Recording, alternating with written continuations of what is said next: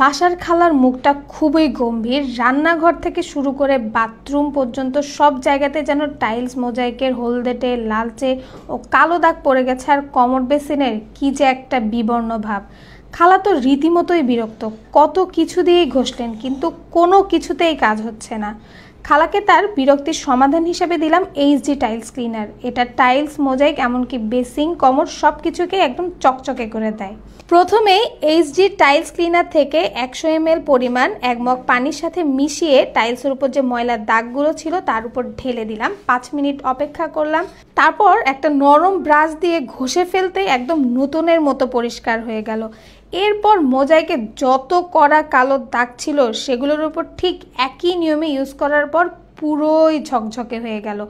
কমর ও বেসিনের পানির আয়রনের দাগ, লালচে করার দাগ একেবারেই ভ্যানিশ, আর সব কিছু একদম পরিষ্কার হয়ে গেল।